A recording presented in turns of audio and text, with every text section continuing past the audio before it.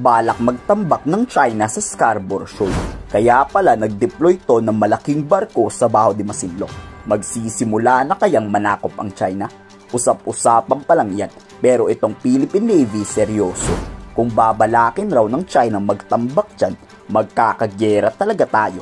Pagbabantayan ni Commodore Trinidad laban sa China. Sige, subukan yung magtayo dyan. Malaking gulo to. Hindi daw nagbibiro ang AFP. There are 4 red lines given by the government. One of these is the no reclamation on Baho de Masinloc. The AFP, the Philippine Navy, has appropriate contingency plans in place in the event that this will be violated. These are red lines, non-negotiable. Nagpupumilit kasing pumasok ang China sa Baho de Masinloc para siguro mabakuran na magtambak na agad. Pero this time, imbes na makalapit ang China monster ship, papalayo to ng papalayo. 2 barko kasi ng Philippine Coast Guard ang magkasamang nambabraso dito. Yan ang BRP Gabriela Silang at BRP Teresa Magbanwa na muling nagbabalik. Dito kinumpirma ni Commodore Tariela na hindi hayaan ng PCG makapasok to. 1 week na nga mahigit simula noong nanggugulo at labas-masok ang China. Ni isang beses hindi nag-water cannon. Hindi rin to ng babangga. Posibleng dahil malaki rin ang barkong ipinadala at sinugod ng PCG. Kung babanggain kasi tayo, magtatamo na mulubong pinsala ang Chinese Coast Guard monster ship dahil sobrang bigat nito. And it's not just the Philippine Coast Guard, BRP Gabriela Silang who is in the area.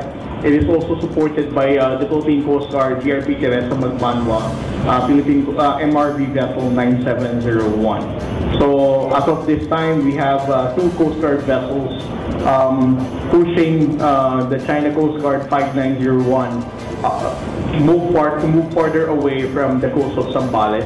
Hindi nagugustuhan ng China ang pagpapalayas sa kanila. Teritoryo raw yan ng China base sa mga ninuno nila. Base raw yan sa kasabihan.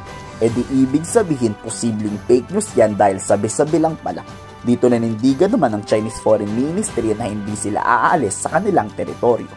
中国在南海的主权和相关权利是在长期的历史过程中形成的，具有充分的历史和法理依据，符合国际法和国际实践。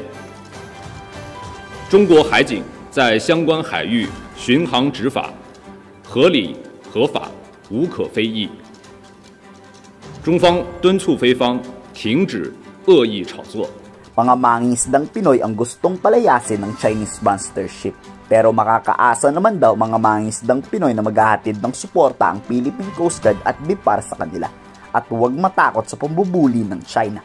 Pero hindi naman daw natatakot ang ating mga kababayan. Dito nanindigan pa sila na hindi sila aalis sa kanilang fishing ground sa kabila ng pambubuli ng mga Chinese. It is clearly a provocative act. It is also a clear attempt to intimidate our fishermen and deprive them of their legitimate livelihood. They are underestimating the resolve of the Philippine government to support our Filipino fishermen.